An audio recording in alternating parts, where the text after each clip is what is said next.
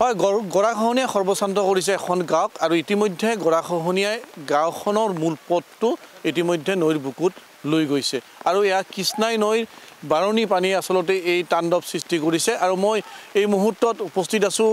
কৃষ্ণাই নিকটৱৰ্তী এটা অঞ্চল কৈলাশাস্ত্ৰ আৰু এই কৈলাশাস্ত্ৰৰ যিটো মূল পথ কৃষ্ণাই ৩৭ নম্বৰ ঘাই ৰাষ্ট্ৰীয় পথৰ পৰা কৈলাশাস্ত্ৰলৈ যোৱা যিটো পথ সেই পথৰ অৱস্থা দেখুৱাইছোঁ অলপমান মানুহখিনি যদি অকণমান ছাইড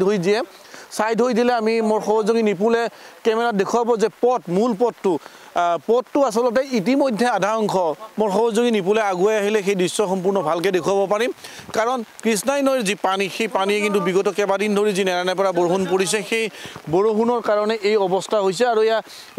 যিটো গড়কাপ্তানি পথ সেই গড়কাপ্তানিটো পথ নাই এতিয়া এখন ই ৰিক্সা যাব পৰা অৱস্থা নাই কোনো মতে চাইকেল বাইকেৰে যাতায়াত কৰিব পৰা অৱস্থা হৈছে কিমান দিনৰ পৰা এই খহনীয়া হৈছে এইফালে ঘূৰি মোটামুটি 6 মাহৰ পৰাই আৰম্ভ হৈছে কিন্তু এইকেইদিন এই যে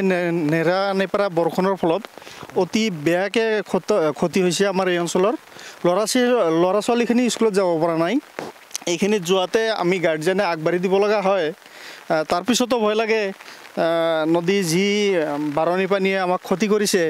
হয়তো এই পথটো যদি আৰু অলপ ভাঙে ৰাস্তাটো বন্ধ হৈছে খেতি পথাৰো ভাঙিব লগতে আমাৰ ঘৰ দুৱাৰো যে বিনষ্ট হৈ আছে আৰু হ'ব ভৱিষ্যতে এই অঞ্চলৰ হাজাৰ বিঘা মাটিও ক্ষতি হ'ব লগতে 2-3খন গাঁও ক্ষতি হ'ব বুলি আমি অনুমান কৰিছোঁ আৰু হ'বই এইটো আচলতে এই খহনীয়াই এতিয়া ইয়াৰ কৈলাশাস্ত্ৰৰ নিকটৱৰ্তী কেইবাখনো গাঁৱলৈ আচলতে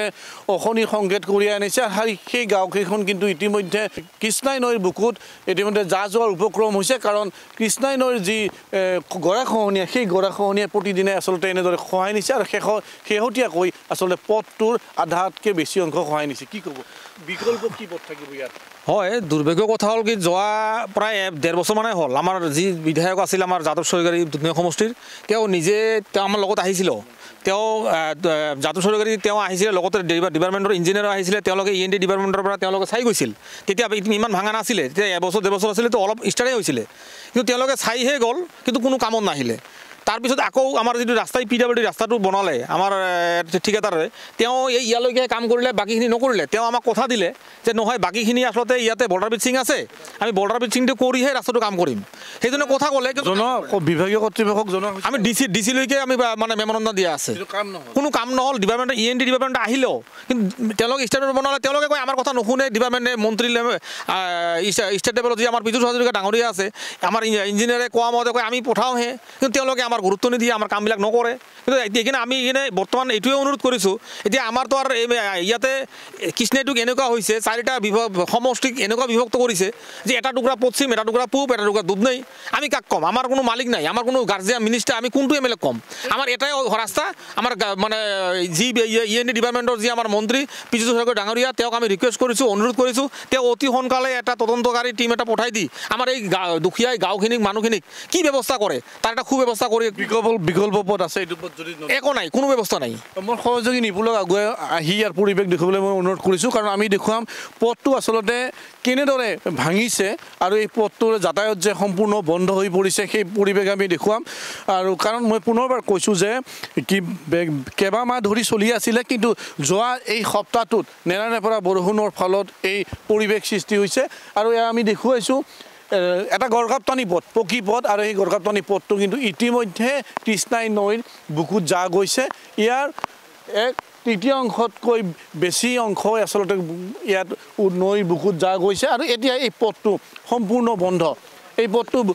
সম্পূৰ্ণ বন্ধ হৈ পৰিছে আৰু এই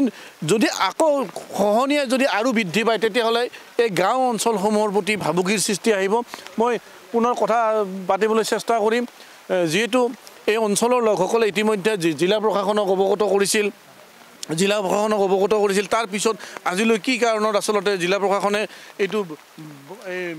ইয়াৰ প্ৰটেকশ্যন দিয়া প্ৰতিৰোধ কৰা কিয় ব্যৱস্থা নাই তেওঁলোকে কোৱা মতে তেওঁলোকে বোলে চেংচন কৰিছে বুলি কৈছিলে আমাক বোলে টেণ্ডাৰ লেভেলত আছে টেণ্ডাৰ হ'ব কিন্তু টেণ্ডাৰ হ'ব কি পৰ্যায়ে আমি গম নাপাওঁ যোৱা পৰহিও মই আমাৰ গোলাপ কলিতা এছক ফোন কৰিছিলোঁ যে কি হ'ল আমাৰ এইটো মানে টেণ্ডাৰটো হ'ল নাই কি পৰ্যায়ত আছে তেওঁ ক'লে এইটো দিয়া মন নহয় নতুন কিবা এটা এছ আহিছে এই ৰাস্তাটো এনেকৈ হৈছে খোৱাৰ ফলত এই গাঁৱৰ লোকসকলে কোনফালেদি অহা যোৱা কৰিব বা যান বাহন কোনফালে চলাচল কৰিব তেনেকুৱা বিকল্প ৰাস্তা আছে নতুবা এই অঞ্চলৰ গাঁৱৰ প্ৰতি ভাবুকি সৃষ্টি হ'ব এতিয়া একদম ভীষণ ভাবুকি সৃষ্টি হৈছে কাৰণ ৰাস্তা দুটাই এটা হ'ল আপুনি চাইছে এইটো এটা ৰাস্তা কৈলাশাস্ত্ৰ দি আমাৰ নয়াপাৰা হৈ কৃষ্ণাই বজাৰলৈকে যোৱা ৰাস্তা আৰু এটা পথ হ'ল সেইটো এনেকৈ কৈ বল্লা হৈ সেইটো ওলাই যায় সেইটোও কৈছে দুটা ৰাস্তাই কৈছে মানে সেইটোও কৈছে এইটোও কৈছে মানে কেইখনমান গাঁও আছে ইয়াত মোটামুটি 4-5খনমান গাঁও আছে একেবাৰে একদম বিকল্প হৈছে তেওঁলোকে